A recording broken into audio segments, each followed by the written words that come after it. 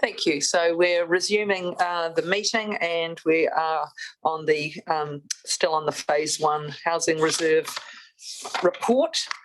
Okay, so we're discussing the 2 key matters at the moment, and that is the time frame and the eligibility for housing providers. So at this stage, we are looking at limiting the criteria for phase 1 to iwi trusts and community housing providers, those who are, and I think they needed to have a local presence, and if staff need to clarify the part, they also needed to be experienced housing provider. Is that correct?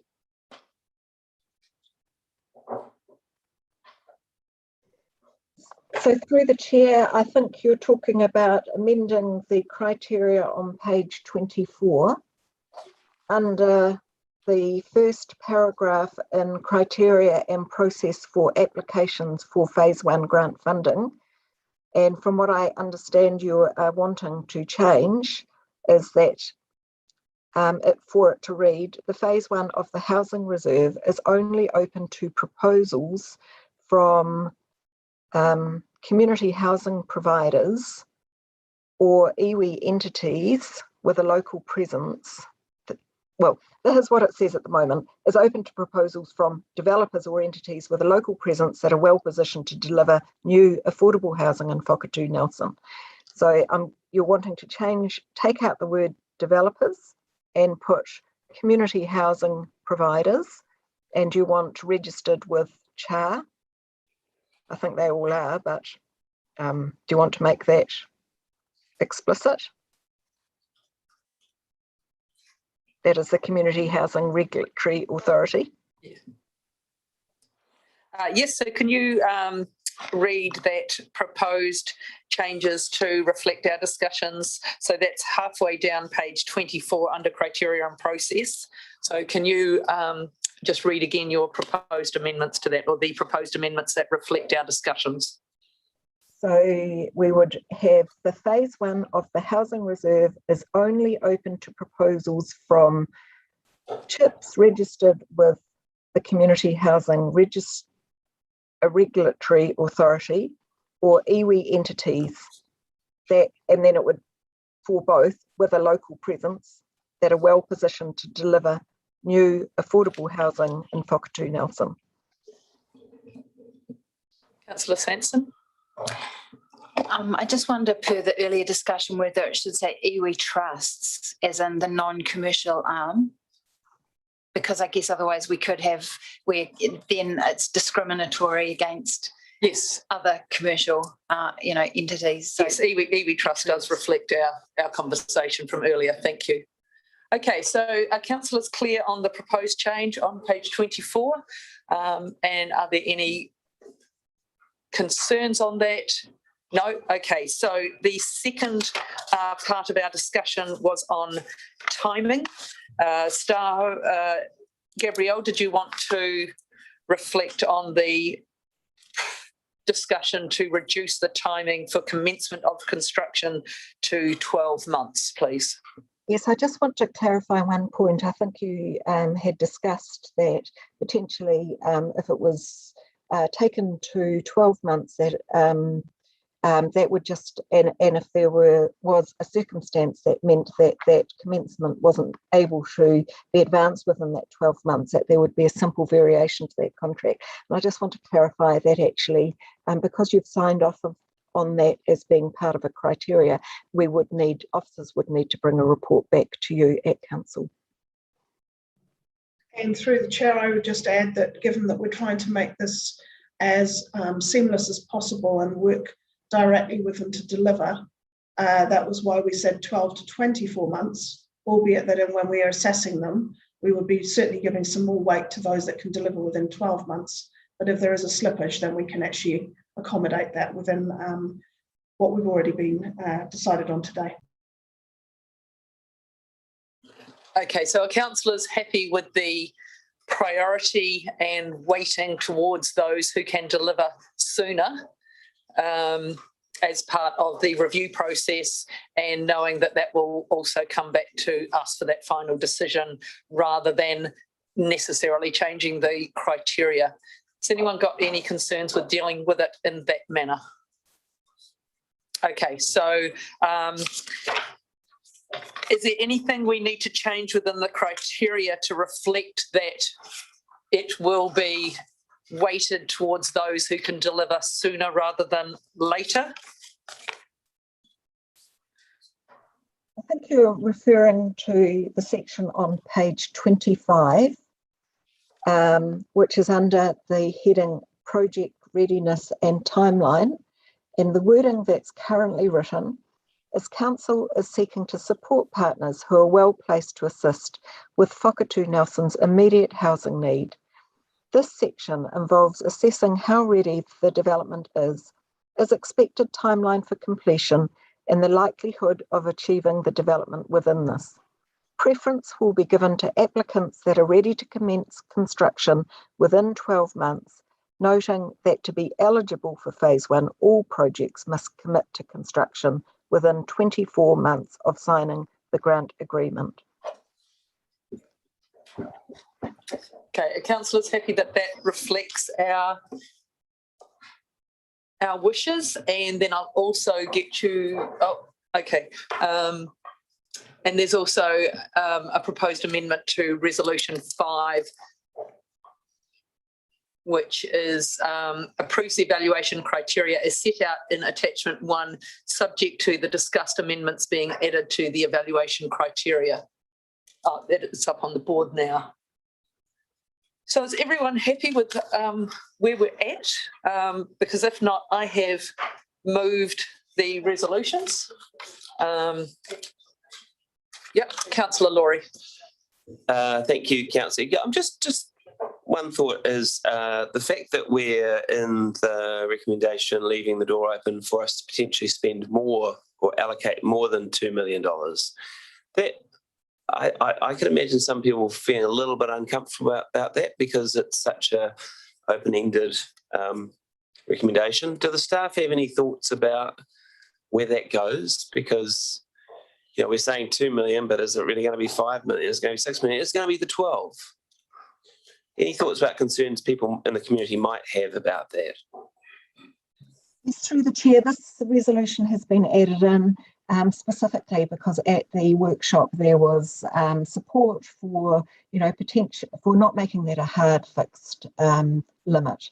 And I guess really in recognition that if applications came in that were, a little bit over, that there would that it would be of benefit to have some more flexibility in terms of whether you could allocate that money or not. Removing that resolution wouldn't give you that flexibility. So it was really allowed you. It doesn't mean that you have to on the day when you when that report comes back on the 9th of December. It doesn't mean it doesn't obligate you in any way to go over the 2 million. It's just flagging that that you have the flexibility to do that should you so choose. And through the chair, in a sort of back to basics question, in a nutshell, how did we come up with the figure 2 million? Yes, through the chair. Sorry. No, you go. Through the chair, I think that was just seen as a reasonable amount, given that all the housing reserve, the options for the housing reserve haven't come to you yet. And so it seemed like a sort of reasonable first step in terms of what is made available at this point in time. And last question, sorry. I'll just add to that answer.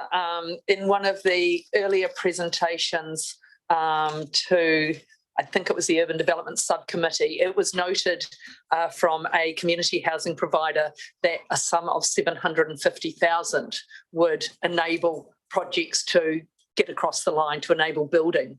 So 2 million was seen as not a significant portion of the total housing reserve to do the phase one approach, but it was also seen as having enough to do 2 or maybe 3 projects, which was a good number to be able to test those elements of deliverability around potential reserve criteria going forward.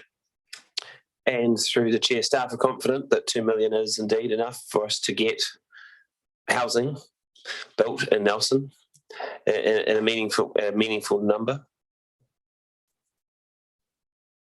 Through the chair, there's a lot of adjectives that you use there. Certainly we think that the staff view is that this is a good first step, particularly in recognition of the current state of the housing market and the increasing acceleration of costs. At the end of the day, you're going to be the deciders as to whether that's value for money. Sure, thank you.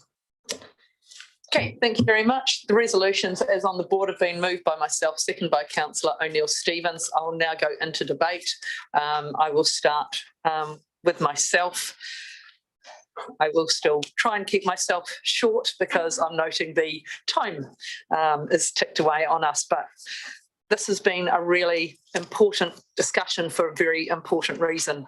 Every day there's another article about the housing crisis. Every day people are forced to shift because they lack secure, affordable housing. Every day people are getting sick due to poor quality housing. The housing crisis leaves none of us untouched, and we can only address it by working together. So today we have an opportunity to work with experienced community housing partners to deliver on our promise, to prioritise housing, to work with the community, to be an enabling council, to do, not just talk about housing. We all have a right to secure warm housing. The fact that even people in relatively stable employment can struggle to find somewhere to live is a sign of how bad the housing crisis really is, and something we must all help to change if we're brave enough to do so. We took a bold step when we established the Housing Reserve, and today is the next step on that journey. So be bold once again. Listen to our housing partners, respond to the needs of our community. When it comes to housing, we also know, as has been said today, there is no time like the present. And while we frequently talk about housing like it's simply a built structure, what we're really talking about is homes, a safe haven, a sanctuary, a stable foundation, a place for children to be raised, older couples to enjoy their twilight years, newlyweds to establish themselves, a place for laughter, love and memories. So today we have the opportunity to help create a secure, safe and stable new start for people because we are supporting homes. Thank you. Councillor Sanderson. Thank you, through the chair. I'm speaking in support of this. I think that this is a really important move that we are making today as council. I think it's really important that as a community we destigmatise social and affordable housing. People who need social and affordable homes these days are our family members, our children, our older relatives, our neighbours. So I think it's really important that we really encourage embracing social and affordable housing in our community. And I think that it's also really important that we look at options for decommodifying housing as well. We know that we have got a critical housing crisis, and much of this has come about because housing is seen as really an investment, a way to grow personal wealth. But housing is a basic human right, and it's really critical that any decisions we make about this housing reserve and ways that we can leverage further housing in the community focus on housing as a basic human right. Thanks. Thank you. Councillor Laurie. Thank you, Madam Deputy Mayor. I'm speaking in favour of the recommendations as well. The more I learn about the cost of housing, the smaller our $12 million housing reserve looks. $2 million is actually a pretty significant chunk of a $12 million reserve. And I appreciate why some people in the community may be concerned about us potentially frittering away the fund. But I've seen enough great work from our community housing providers to feel comfortable that the city will get a positive result out of this. And it's not just an investment in housing. One of the number one things that we hear from business in the city is that it's very hard for them to find places for their people to live, and it's very hard for them to find places for the people they want to bring to Nelson, they need to bring to Nelson. It's hard to find places for them to live. So this is also an investment in the city's economic development. So I'm happy to support it. Thank you, Councillor Noonan. Thank you. I'd like to remember where this fund came from. This fund came from the sale of community housing that belonged to our community, our ratepayers. They supported that housing for quite some years, and it became obvious that council weren't keeping up for a number of reasons, for a number of decisions made over years. We weren't able to actually keep the maintenance in a manner that was actually as it should have been. So one of the reasons why we sold. We then went to the community and we asked them if they supported our decision to reinvest it into housing that was affordable or able to be attained by people who were not able to attain that in their own steam and their own right. So we've got to today, which is really interesting because it's sort of come around in a circle, but in a better way. And when we were listening to the presenters this morning at Public Forum, they were really excited about the potential to provide high quality homes, something that we weren't able to give. So I am a big believer in partnership, and I've seen that, the results of partnerships. We are much better when we partner, and we're much better when we don't do the work, actually, because those that are going to do the work are the people that provide housing already. They know they've got a quality product. They know they've got a quality program. And I'm really happy that we can partner with them. And I'd just like to finish on Nick Clark said, this is a game changer. I totally agree and I support. Thank you, Councillor O'Neill-Stevens. Kia ora, thanks. And I want to start by thanking your mahi, Judine, and that of staff in bringing this to where it is today. The housing crisis is deeply personal and it's also deeply political. And I fundamentally believe we need to go further and faster than where we're at. But what we know is that one of the key levers we have in local government is supply. And this is part of that lever, and I'm very happy to support it here today. We know that housing and homes are human rights. And while the housing crisis is a crisis in and of itself, it's also a crisis deeply connected to many other things, physical and mental health and well-being, environmental challenges and social connection.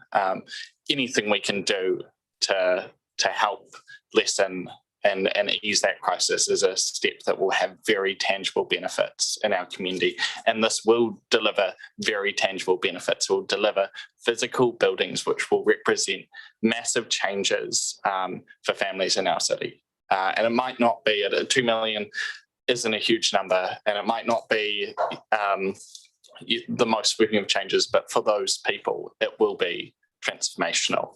And it's not going to be a silver bullet. It's a small drop in a very large pond of unaffordable and unhealthy and low quality housing, but it will be a drop of affordable, high quality housing.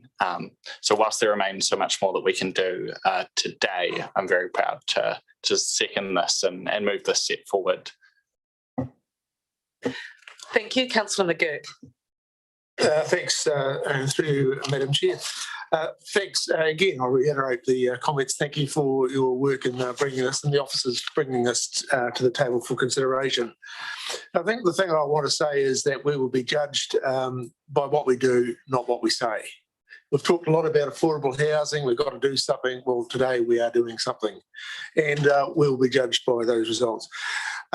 Welcome the interpretation we've put to enduring, because that maintains that we do have a stock of affordable housing that is available now and into the future and remains affordable.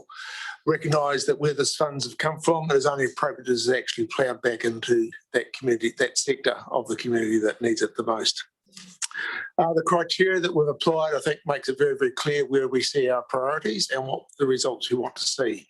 And I'm very anxious. I was very keen to sort of make sure that we can get this product out, the solution out the door, and we actually have framing up, we have concrete pads down, framing up, roofs on, cladding on, and people living in houses urgently, soonly. Today would have been good, but 12 months would be, that's acceptable. But the main thing is that we are building affordable houses for our people to live in now and into the future. So I would heartily endorse the recommendations. Thank you, Mayor Rees. Thank you, Deputy Mayor. First, I want to apologise to the Deputy Mayor for getting quite grumpy a few months ago because of my absolute determination for this matter to come forward. But I'm also not apologising because actually there is a real need, if you make priorities at a governance table, that you've just got to keep on working at them. So I want to acknowledge the fact that that was really picked up, and that you spent quite a lot of time, you're really hands-on to get this one here today, so it's important. I also want to say to the elected members that signing this one out today also means some more work for our officers, because we're going to have to run a process. So I just want you to make sure that if we're going to make this an absolute priority and we're going to deliver, we are all going to have to work in partnership. And that may mean that the Chief Executive is coming back to you not too far away to say that he's going to need another warm body actually to do this work. We haven't quite scoped that yet, but actually it does require people working together to solve many of these processes. It's both money and people and commitment and vision and passion for this space, and we've got plenty of that. We might just need a little bit more. So I hope there is going to be that generosity if that is the outcome, because we really do want to see this activated and get those houses built for the people that desperately need them. So really good result. It's only taken how long, Councillor Noonan?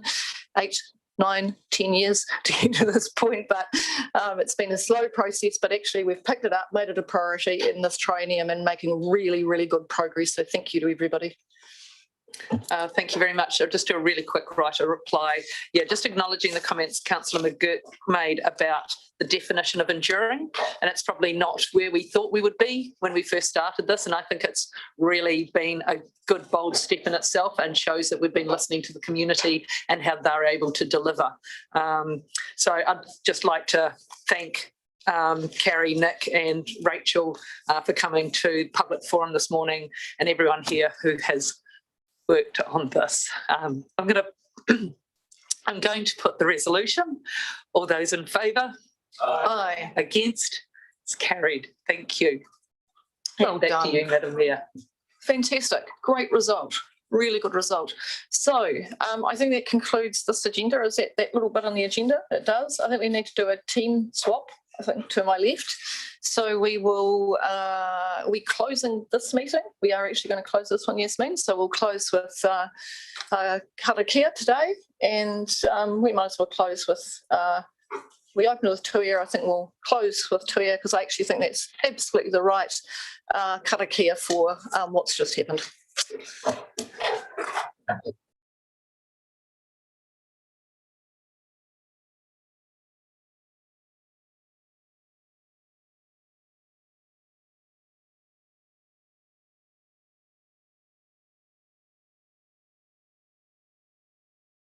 Kia ora. Well, thank you very much. So we'll close, and then we're going to resume in 5 minutes. That's a quick stretch, and then we'll be right into the next meeting.